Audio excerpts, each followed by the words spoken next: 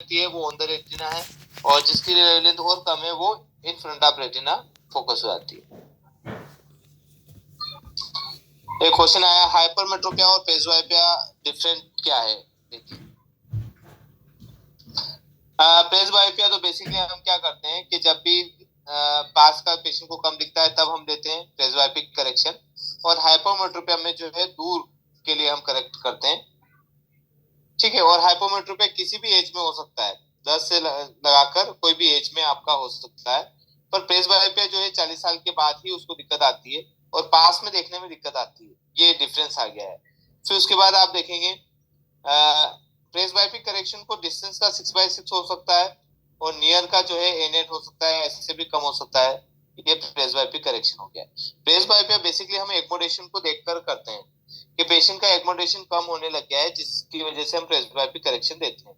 ठीक है, बाकी डिस्टेंस में कोई भी एक्मोडेशन काम नहीं करना चाहिए, ना होता है। डिस्टेंस अगर आपको देखना है दूर का 6/6 है तो कोई एक्मोडेशन यूज नहीं करते हैं, पर नियर में जो है N/6 देखना है तो एक्मोडेशन यूज में होता है। अभी एक्मोडेशन कम पावरफुल है तो फिर हम +1 देते हैं 40 साल की एज में। ठीक है, इससे भी कम हो रहा है तो फिर 1.5 नंबर देते हैं 45 साल की एज में।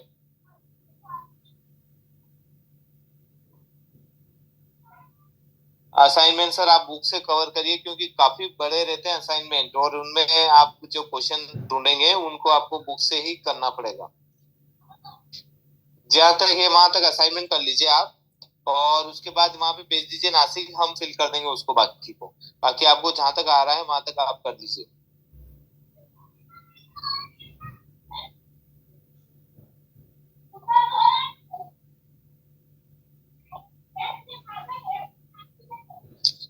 देखिए, एक और मैं आपको समझाना चाह रहा था कि जैसे कि कोर्निया है, कोर्निया में दो तरीके की लाइन मैंने ड्रॉ की थी उस समय। एक वर्टिकल लाइन है, दूसरी हॉरिजॉन्टल रहती है। ठीक है, वर्टिकल जो है उसको 90 बोलते हैं, हॉरिजॉन्टल को 180 बोलते हैं। ठीक है, तो क्या होता है कि ये दो मेरिडियन हो गई आपकी, दो मेरिडियन मतलब एक तो 90 डिग्री पे, दूसरी 180 पे, तो इन्हीं मेरिडियन पे ही आपके नंबर आते हैं। ठीक है, अगर ये दोनों मेरिडियन पे समान रूप से नंबर आए, मान के चले, हाँ उसी का मैं बताना चाह रहा हूँ, बिल्कुल एस्टिमेट इसमें का एक बार देख सकते हैं। ठीक है, तो ये दो मेरिडियन है। अब क्या होता है कि जैसे ये आईबॉल है, और आईबॉल में भी जो रेस है वो अंदर की तरफ जा रही है, तो एक मेरिडियन जो 90 डिग्री है, और दूसरे मेरिडियन जो है 180 डिग्री है। 180 डिग्री का कलर दूसरा ले लेते हैं, ये 180 डिग्री का। ठीक है, एक तो ये 180 डिग्री हो गया है, और दूसरा जो है 90 हो गया। ठीक है, अब क्या होता है, ये जो दोनों मेरिडियन है वो जाकर रेटिना पर फोकस हो जाती है। ठीक है, ये दोनों ही मेरिडियन जाकर रेटिना पर फोकस हो जाती है। ठीक है, ये नीचे की तरफ भी हम बात करेंगे, ये ऑप्टिकल एक्सिस हो गई है। तो उसके बाद ये दो मेरिडियन,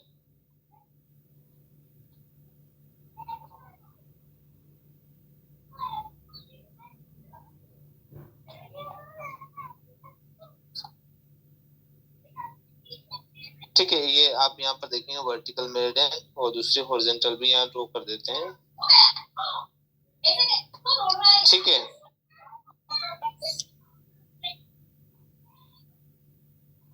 ठीक है, ये दोनों मेरिडियन जाकर आपके ऑन द रेटिना फोकस होती है, विजन 6/6 हो जाता है। अब कई बार ऐसा होता है कि एक मेरिडियन तो पहले फोकस हो गई, दूसरी मेरिडियन उसके बाद में फोकस हुई, ऐसा भी होता है।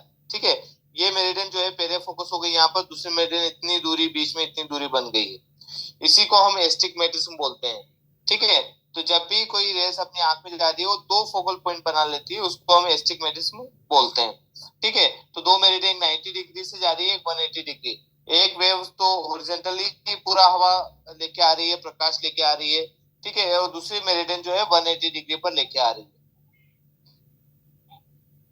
ठीक है, तो इसमें क्या होता है कि एक मेरिडियन तो ऑन द रेटिना फोकस को हो गई, दूसरी meridian behind the retina focus हो गई, या in front of retina focus हो गई है, तो ये सिलेंड्रिकल नंबर निकल के आ जाते हैं। अब यहाँ पर एक एग्जांपल देख लेते हैं, जैसे कोई ये रेस है, ये ऑन द रेटिना है, और दूसरा जो है मान के चले रेटिना के पहले है, तो इस पेशेंट को क्या होगा कि इसमें तो कोई भी नंबर नहीं आएगा, 0 0 जो अपने हिसाब से फोकस है, और दूसरी मेरिडियन है, ठीक है, उसमें माइनस का सिलेंड्रिकल नंबर आ जाएगा, ताकि ये रेस यहाँ पर फोकस हो पाए, यहाँ से उठ के यहाँ पर फोकस हो पाए। ठीक है, तो ये -1 से हमने 90 डिग्री देख लिया। ठीक है, इस तरह से आप एस्टिग्मेटिज्म को सोल्व करते हैं। और कोई क्वेश्चन है आप तो पूछ सकते हैं, कल हम थोड़ा और डिटेल से रीड करेंगे रिफ्लेक्शन के बारे में, रिफ्रैक्टिव एरर के बारे में। प्लीज अनम्यूट हो जाइए आपके हिसाब से। संस्कृत मैम प्लीज अनम्यूट कर दीजिए।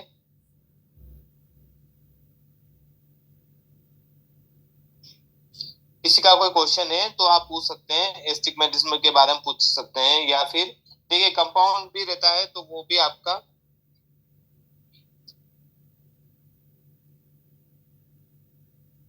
हाँ, इन्हीं सब, यही तो बेसिक नॉलेज है, इन्हीं के बारे में तो वाई वाई लिया जाएगा। चंदन शाह जी, इन्हीं के बारे में कि भाई मायोपिया में क्या क्या दिक्कत आती है, एस्टिग्मेटिज्म कैसे बनता है, अपनी आंखों में रेस कहाँ फोकस होती है, इन फ्रंट ऑफ रेटिना या बिहाइंड द रेटिना, ये सभी चीजें आपके वाइवा में पूछ सकते हैं। हाँ, एक second, Saraswati ma'am please unmute कर दीजिए सबको।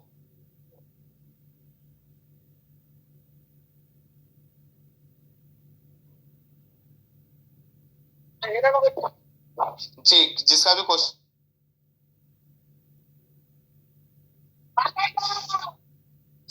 प्लीज अपनी तरफ से म्यूट रहिए, जब क्वेश्चन पूछना हो तब अनम्यूट हो जाइए। जी बोलिए सर।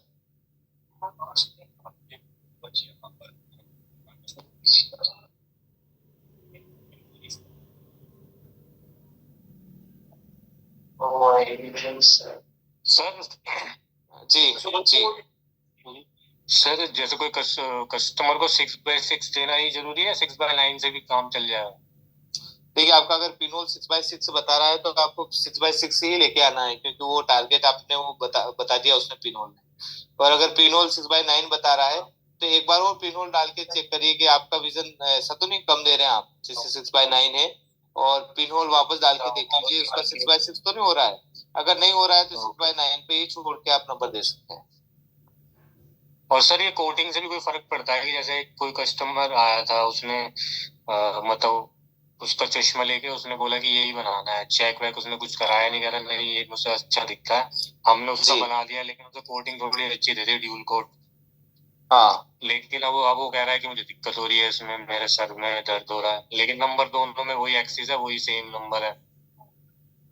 देखिए शार्पनेस ब्राइटनेस बढ़ जाती है कोटिंग की वजह से, तो अगर उस पेशेंट का बाहर जो है धूप में इधर काम ज्यादा लाइट में, तो कई बार ये चीजें क्लियरिटी ज्यादा बढ़ने की वजह से भी आंखों के ऊपर ताकत लगने लग जाती है। जैसे कि मान के कंपनी का बनाया था, डाइटर कंपनी है ना, उसका उसका बनाया था वो, पहले लोकल कोई कंपनी यूज कर रहा होगा। उसको आप है ना धीरे धीरे पहनने का बोलिए कि भाई आप आधा 1 घंटा ही यूज करिए, क्योंकि क्वालिटी वाइज बेस्ट लेंस है, तो ये एकदम से आप लेंगे तो क्लियरिटी ज्यादा, एकदम से शार्पनेस बढ़ जाती है। शार्पनेस बढ़ने की वजह से रिफ्लेक्शन फ्री हो जाता है, तो उसकी वजह से वो आंखों के ऊपर जो है बेसिकली स्ट्रेस ज्यादा एकदम से आने लग जाता है, क्योंकि वो शार्पनेस उसने पहले नहीं देखी। तो अभी उसको 1 घंटा आधे घंटे आप पहनने के बोलिए, बाहर कम से कम यूज करें, घर में यूज करें, फिर 2 घंटा, फिर 3 घंटा, फिर रेगुलर स्टार्ट कर सकते हैं। तो उसको ये समय दे दीजिए, 3-4 दिन आप लगाएंगे ना, सोल्व हो जाएगी आपकी प्रॉब्लम, कोई दिक्कत वाली बात नहीं। ऐसे कोई काउंसलिंग की कंपनी के लेंस देने से दिक्कत आ जाती है किसी की को? नहीं, क्लियरिटी बढ़ जाती है सर, क्लियरिटी। हाँ, उस पर क्लियरिटी अच्छी थी, जो हमने मंगाया था ना, वो ऑर्डर देके मंगाना पड़ता है, नहीं तो जो चाइनीज लेंस है वो तो तुरंत मिल जाते हैं। जी जी जी, ये डायप्टर कंपनी है, उसका मंगाया था हमने, वो भी पेयर 350 रुपए का पेयर था। जी जी, वो ये बेसिकली क्या हुआ कि सर क्लियरिटी एकदम से बढ़ गई है, उसकी वजह से उस पेशेंट को आ रही दिक्कत, तो उसकी काउंसलिंग करना पड़ेगी आपको। जिससे काउंसलिंग करेंगे तो वो पेशेंट धीरे धीरे उस चीज को सेट कर लेगा। मतलब उससे बोले कि यार 2 घंटे पहनो, फिर हाँ धीरे हाँ, इंटरवल कर, हाँ जैसे आज 1 घंटा लगा लिया, फिर उसके बाद 2 घंटा लगाइए दूसरे दिन, फिर तीसरे दिन 3 घंटा लगाइए, धीरे धीरे स्टेप बाय स्टेप आप चश्मा पहनिए, और उससे वो आंखें उस नंबर, उस क्लियरिटी के हिसाब से वो ढल जाएगी। जैसे आपने देखा होगा कि जो कहीं पे काम करते हैं, जैसे कोयल माइन में काम करते हैं, वो काफी समय से 10-20 दिन, महीना 2 महीना अंदर ही रहते हैं, और जैसे बाहर आते हैं तो उनको धूप सहन नहीं कर सकते, वो धीरे धीरे फिर आधा 1 घंटा निकलते हैं, फिर 2 घंटा, फिर 3 घंटा, फिर धीरे धीरे स्टेप बाय उस हैबिचुअल होते हैं उसके। तो इसी तरह हमें भी हैबिचुअल बनाना है किसी भी पेशेंट को जिसको ये दिक्कत आ रही है। Okay sir, thank you. जी ओके सर एक क्वेश्चन और था मेरा भी जी। सर। जो पहली बार जो चश्मा पहनते हैं उसका विजन जो आता है चेक करने के बाद 6/12 आता है और पिन होल से 6/9 दिखाता है। उसको ठीक जी करने के लिए स्पेरिकल नंबर तो हमने लगा दिया, मान लो 1 तक लगा दिया, फिर 6/9 लगाने के लिए सिलेंडर 50 लगाना पड़ता है। मतलब पिन होल 6/9 दे रहा है तो पिन होल लगा के दादा अंदर मेटल के ना ऐसे चश्मे ऐसा ढूंढिए। हाँ देखियो जरा कैसा है। 50 लगा, मतलब -1 से -50 हो गया, तब जाके उसका 6/9 आता। सिलेंडर दे देना जरूरी है? नहीं देखिए, अगर जैसे आपने क्या क्या बोला कि भाई स्पेरिकल आपने 1 नंबर तक दे दिया है ना। हाँ 6/12 तक आ गया और पिन होल से 6/9 आ रहा है जी। फिर आपने स्पेरिकल नंबर दिया, फिर सिलेंडर से सर 6/9 पहुंच गया। तो बढ़िया सर, अच्छा है। फिर आप पहले तो देखिए कि यार ने नंबर क्या दिया है। अच्छा सर ठीक, मतलब देना है ना। सिलेंडर या स्पेरिकल पे छोड़ देना जरूरी होता है क्या? नहीं, सिलेंड्रिकल नंबर दीजिए ना। देखिए सिलेंड्रिकल नंबर शार्पनेस लाते हैं, वो क्लियरिटी बढ़ाते हैं। तो सिलेंड्रिकल नंबर आप क्या करेंगे कि कोई हाई सिलेंड्रिकल नंबर ले लीजिए, एक बार उसको रोटेट करके देख लीजिए। जैसे मान के चले किसी पेशेंट को कोई नंबर आ रहा है, तो आपने 0.75 सिलेंड्रिकल नंबर उठाया आपके विजन के अकॉर्डिंग, और इसको रोटेट कर लीजिए 180 पे जाइए, 10 पे ऐसे। और बशर्ते आपका जो विजन सबसे बेस्ट विजन लाइन है उसकी तरफ जाइए। मतलब कोई पेशेंट अगर 6/6 पढ़ रहा है तो 6/9 वाली लाइन पर रख के हम ये सिलेंड्रिकल नंबर घुमाएंगे, रोटेट करेंगे। फिर जहाँ पेशेंट बोलेगा हाँ यहाँ क्लियर दिख रहा है, तो फिर आपको क्या करना है कि इसको 0.5 करके भी देखिए, 0.25 करके भी देखिए, 1 करके भी देखिए। जिसमें ज्यादा कंफर्टेबल रहता है वो नंबर आप सिलेंड्रिकल नंबर दे दीजिए उसी एक्सिस पे।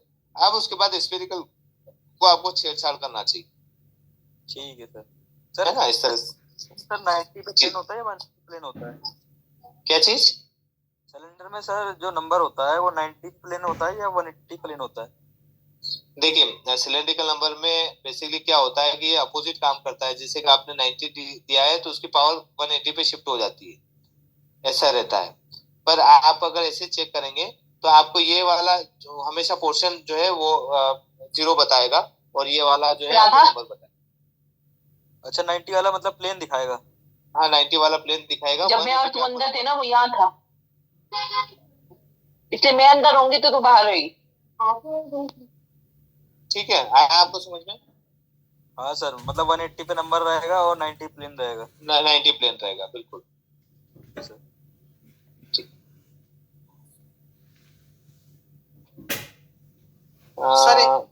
जी बोलिए जी। पिन होल के अंदर ना 6/9 या 6/12 दिखा रहा है, बाकी नंबर के अंदर जो उनका पहले का चश्मा लगा हुआ था अगर वही लगा के देखते हैं तो 6/6 आ रहा है। ऐसा पिन होल में ऐसा क्यों होता है कि विजन का उल्टा ही कम दिखा रहा है उसमें? बाकी पिन होल में दिखना चाहिए ना कि एक्चुअल विजन।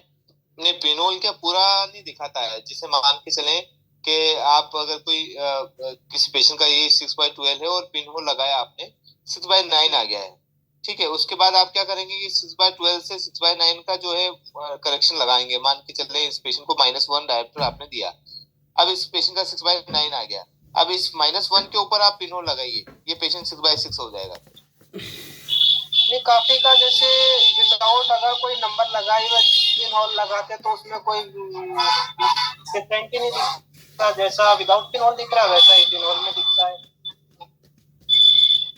तो उसका कोई नंबर ज्यादा नहीं होगा सर, 0.25 0.5 का कोई करेक्शन होगा, इसलिए दोनों सिमिलर ही दिखा रहा है। पिन होल का मतलब एक, हाँ मेरा खुद का 2.5 नंबर है तो मैं खुद देखता हूँ ना, मैंने काफी बार किया तो मेरा खुद का ही लगता है मुझे। अच्छा देखिए, पिन होल में उतनी क्लियरिटी नहीं, जस्ट आपने को एक आइडिया लग जाता है कि इसका इंप्रूवमेंट हो रहा है, दैट मींस इसको कोई रिफ्लेक्टिव एरर है। पिन होल से ये आइडिया लगता है, मतलब पिन होल पूरा करेक्ट करके नहीं बताएगा विजन आपका 6/5 या 6/6 तक आ गया। एक्चुअल विजन नहीं आता कि इतना एक्चुअल विजन हो सकता है। जी बिल्कुल राइट। अच्छा। पिन होल तो एक आइडिया है अपने पास कि कुछ कैसे पता करें कि इस पेशेंट का विजन इंप्रूव होगा अगर नहीं होगा उसके लिए। बाकी अगर कई बार 6/9 बता रहा था हमें, जब नंबर हम डालते हैं तो 6/6 या 6/5 तक पहुंच जाता है विजन। तो वो तो अच्छा है, अपना रिफ्लेक्शन अच्छा है, उसकी वजह से इतना अच्छा विजन आ रहा है। अच्छा सर, अगर -1 नंबर या -8 नंबर कुछ भी लगा के उसके ऊपर से पिन होल लगाया तो उसके जी। अंदर भी होता है या फिर उतने का उतना ही दिखता है उसको? नहीं, थोड़ी क्लियरिटी बढ़ जाएगी अगर ऐसा कुछ रहेगा तो। अगर उसको ये नंबर है तो थोड़ी और क्लियरिटी बढ़ जाएगी। अच्छा, जी। ठीक है। रूपा जी, आपका एक रियल इमेज और वर्चुअल इमेज का आपने पूछा था मेरे से, आभासी इमेज और रियल जो वास्तविक इमेज। देखिए, जो जैसे प्रिज्मेटिक इफेक्ट वाली जो इमेज रहती है वो वर्चुअल रहती है। अब हम लेंस का जब आप उस बुक के अंदर देखेंगे तो उसमें ये सभी चीजें आपको दिखाई देने लग जाएगी कि जैसे कि सपोज मान के चले ये आप ऑप्टिक एक्सिस है, कोई ऑब्जेक्ट यहाँ पर है, तो इसमें कौन सी इमेज कहाँ पे बनेगी वो आप उस आपकी जो बुक है उसमें लग जाएगा।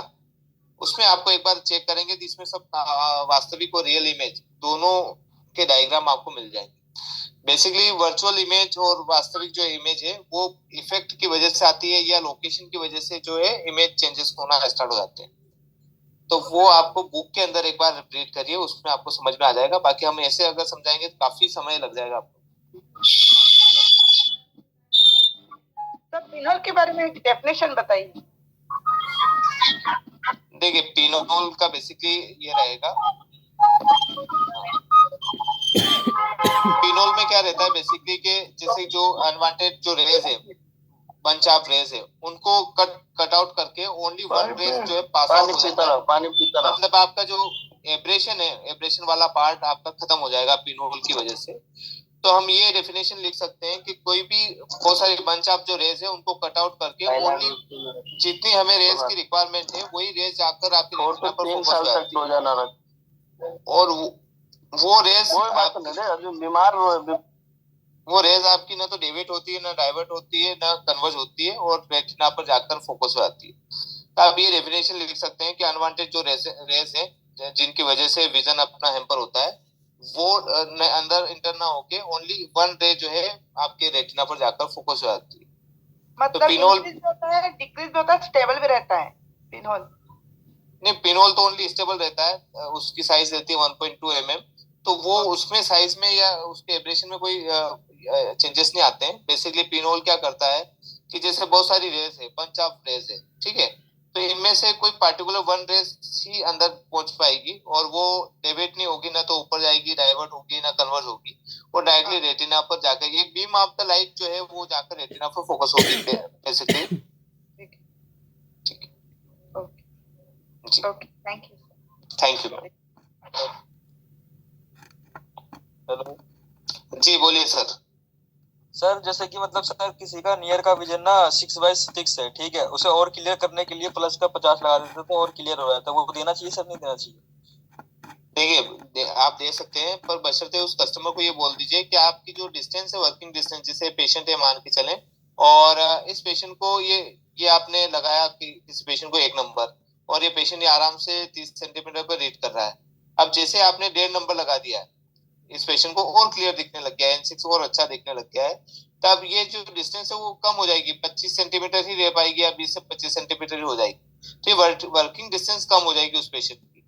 तो आप उसको ये बोलिए कि आधा नंबर हम लगा रहे हैं तो इससे आपकी ये दूरी कम हो जाएगी। तो आप नॉर्मल कितनी दूरी पर रखकर रीड करते हैं? नॉर्मली आप टेबल वर्क करते हैं या फिर आप डेली रूटीन वर्क करते हैं, नियर का वर्क करते हैं, तब कितनी दूरी रहती है डिस्टेंस, वो डिस्टेंस पे आप होल्ड रखिए। आपकी नियर बुक है या फिर जो भी ऑब्जेक्ट आप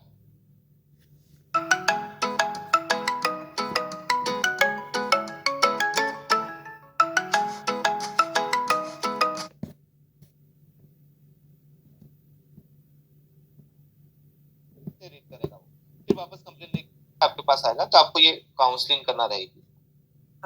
उसका काम है ना, क्या कहते हैं, सिलाई मशीन का?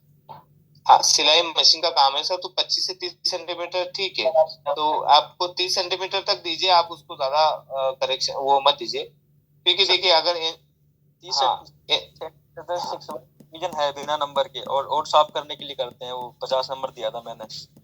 अच्छा, हाँ दे सकते हैं। देखिए बेसिकली क्या रहता है कि उसमें सिलाई में लंबे समय तक पास का काम करते हैं, तो 0.5 आपने दे दिया है तो वो एकोमोडेशन थोड़ा सा और उसका रिलैक्स हो गया है और क्लियरिटी और बढ़ गई है, तो दे सकते हैं, कोई दिक्कत नहीं सिलाई के लिए।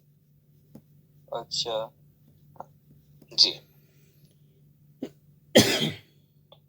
सर उसके फिर मतलब सर फिर दर्द भी होता है बताते हैं लगाने के बाद। देखिए अगर और कोई प्रॉब्लम होगी, नंबर आप एक बार चेक कर लीजिए, उनका कन्वर्जेंस एक बार चेक कर लीजिए। ये 0.25 माइनस का देना होता है, प्लस का देते हैं उसमें सिलाई वाले में, आपने जो बताया। देखिए सिलाई का मतलब ये हो गया है कि पेशेंट को अगर पास में कम दिख रहा है तो हम प्लस का नंबर देते हैं, और माइनस का तो उनको नंबर देते हैं जिनका डिस्टेंस में कोई दिक्कत है या कन्वर्जेंस उनका पुअर है। नहीं, जैसे सिलाई करने के लिए 22 एज के अप्रोक्सीमेट 25 22 है, तो उनका तो ऐसा तो नियर का तो इशू होता ही नहीं है। बाकी फिर भी वो कहते हैं सर इशू रहता है, सर दर्द रहता है, लेकिन सुई में भी धागा नहीं होता, क्योंकि काफी ज्यादा देर तक काम कर लेते तब वो तो दिक्कत आती है, अपने को भी पता है, नॉर्मल है वो, क्योंकि किसी काम को ज्यादा दिक्कत करेंगे तो बाद में कोई बारीक चीज देखेंगे एग्जैक्टली नहीं दिखती है, तब दिक्कत होता है। उसमें उनका कैसा क्या नंबर है? उसमें हमेशा देखिए पास में हम जो यूज करते हैं वो प्लस का नंबर ही यूज करते हैं। अपना जो एक्मोडेशन काम करता है वो प्लस का ही करता है। तो क्या होता है कि जिसे आंख पे ताकत लगा के वो देखने की कोशिश करते हैं 15-20 मिनट 25 मिनट, तो वो आंख पे ताकत लगा के उस एक्मोडेशन को यूज कर लेते हैं। फिर ये एक्मोडेशन थक जाता है, टायर्ड हो जाती है मसल्स, और उस पेशेंट को हेडेक स्टार्ट हो जाती है। तो हम क्या कर सकते हैं कि हम जो है थोड़ा सा नंबर आप 0.5 या 0.5 कोई नंबर प्लस का दे दीजिए, जिससे ये एक्मोडेशन थोड़ा सा कम रिलैक्स हो जाएगा। रिलैक्स होने की वजह से हेडेक खत्म हो जाएगा और पास का उसको नियर का अच्छा दिखने लग जाता है। तो हमेशा नियर के लिए प्लस का नंबर दीजिए आप। नहीं तो लेकिन नियर का तो 35 के अप्रोक्सी या 40 के अप्रोक्सी लगता है ना सर? हाँ लगता है, पर वो पास का ज्यादा वर्क कर रहा है, रोड का वर्क कर रहा है, ठीक है, जैसे इसलिए हम उसको एक सपोर्टिंग नंबर दे रहे हैं। पेशेंट को हेडेक हो रहा है जी। अगर ऐसे में वो 40 एज पे आएगा तो उसको क्या नंबर लग जाएगा? अगर उसका वही वर्क है तो हो सकता है 1-1.5 नंबर लगे, 1.5 नंबर तक हो सकता है 40 साल की एज में। क्या इसका सॉल्यूशन है, नंबर ना दें छोड़ दें इसको? सर 50 लगाया है सिलाई मशीन के जो मैं था जी, बिना उसके भी साफ था और 50 और साफ हो गया, तो उसको नंबर देना चाहिए नहीं देना चाहिए? उनको अगर उनको कोई प्रॉब्लम नहीं है, हेडेक की ऐसी कोई प्रॉब्लम नहीं है तो नंबर मत दीजिए। और अगर पेशेंट कंप्लेन कर रहा है मुझे सिर भारी हो जाता है सिलाई करते करते, तो फिर उनको 0.25 नंबर से स्टार्ट करिए। अगर उनको कंफर्टेबल रहता है फिर नेक्स्ट टाइम वापस उसको ये प्रॉब्लम आती है तो उनको 0.5 कर दीजिए। सर क्योंकि बताया था 0.5 से साफ नहीं है, 0.50 से साफ था। हाँ, पर उनको दिक्कत आ रही है, पास में देखने में दिक्कत आ रही है, तो फिर 0.5 तो देना ही पड़ेगा सर। अगर उनको दिक्कत आ रही है पास में देखने में तो फिर 0.5 दीजिए। अगर कोई दिक्कत नहीं आ रही, दोनों में क्लियर दिख रहा है कि भाई मैं बिना उसके भी नंबर के भी मैं पास का अच्छा दिखता है मेरे को, अगर सिलेंडर होता है उनको 0.25 सिलेंडर लगा दे तो कोई इश्यू होता है क्या उसमें? क्या चीज? अगर सर्जरी करते हैं उनको साइड प्रॉब्लम होती है, अगर 0.25 सिलेंड्रिकल नंबर लगा दे तो उसमें तो सारा ही मेरे हिसाब से सोल्यूशन हो जाता है, क्योंकि 40 एज पे ज्यादा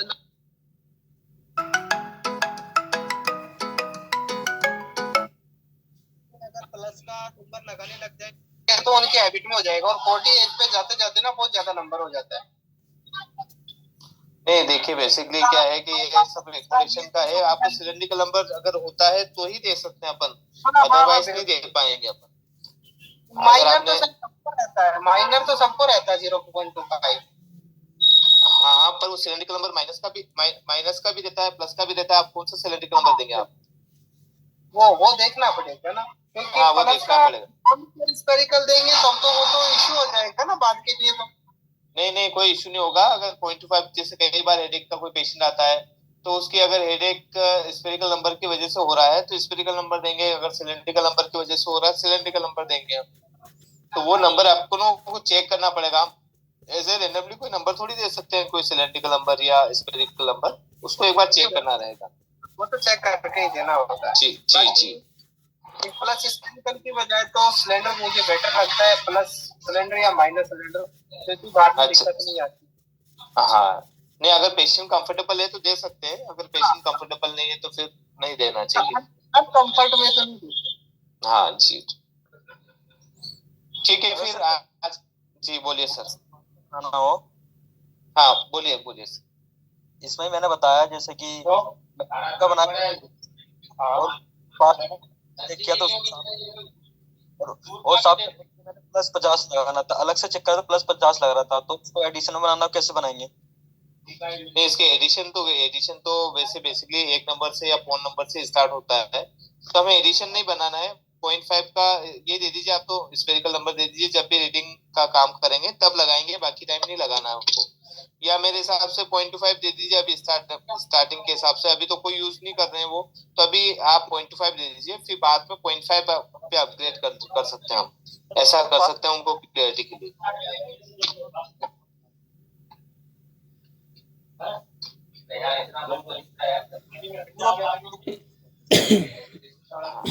हाँ, पिनोल में कोई भी नंबर नहीं होता सर, पिनोल में उसकी साइज की वजह से सबसे ज्यादा क्लियर दिखता है हमें। 1.2 mm का उसका छेद रहता है, उसमें जो होल रहता है 1.2 mm का, बाकी उसमें कोई पावर नहीं होती है। वो बेसिकली जो बहुत सारी रेज रहती है, अनवांटेड रेज है, उनको कट आउट कर देता है, और वन रे जो है वो बीम ऑफ द लाइट को रेटिना पर फोकस करता है, और ये लाइट ना डाइवर्स होती है ना कन्वर्स, बिल्कुल रेटिना पे जाके फोकस हो जाती है, इसलिए हमें क्लियर दिखता है। सर दूर का भी साफ, दूर और नजदीक दोनों का चाहिए होता है। किसको? सर जो अभी मैंने बताया ना सर, दूर में जी। -1 लगा और नजदीक का क्लीन तो है, लेकिन और क्लीन करना है, तो उसके लिए क्या कर, दूर और नजदीक का दोनों को बनाए या अलग अलग बनाना पड़ता है? एज कितनी है पेशेंट की सर? पेशेंट की एज के हिसाब से चलेगा ना, जैसे ये -1 है किसी पेशेंट को, है ना? हाँ, एक आंख में लगा, एक आंख में नहीं लगा, एक आंख में प्लेन है। ठीक है। और नजदीक का भी साफ है, लेकिन उसको और क्लियर करना है, तो क्या करेंगे? 50 पे क्लियर है, अगर अलग से चेक करूँ +50 पे क्लियर है। नहीं तो इसका ये नंबर या तो कम कर दीजिए आप, अगर इस पेशेंट की एज कम है तो इसको थोड़ा अंडर करेक्टर दे दीजिए, इस पेशेंट को -0.75 भी रखिए उसके। तो दूर का विजन कम हो जाएगा फिर? हाँ, माइनर होगा, पर पास की क्लियरिटी और बढ़ जाएगी उसके, नहीं तो फिर आपको एडिशन देना पड़ेगा फिर इसमें। अच्छा जी। वैसे इसमें क्या? वैसे अगर इसमें एडिशन आता नहीं, लगता नहीं एडिशन? हाँ, एडिशन 0.75 से स्टार्ट होता है, फिर आपको कोई एडिशन आप बनाएंगे तो कोई ब्लैंक का मिलेगी भी नहीं आपको, न मिलती भी काफी महंगी मिलेगी, जो पेशेंट वो नहीं कर पाएगा। Okay sir. है ना? हाँ, कल स्पेरिकल एब्रेशन बताएंगे चंदन सर। आज की क्लास हम यहीं पे फिनिश करते हैं, कल हम मिलते हैं, कल राइट टाइम पे 2:30 पर मिलेंगे। कल स्पेरिकल एब्रेशन और कॉमेडिक एब्रेशन दोनों एक बार रीड कर लेंगे।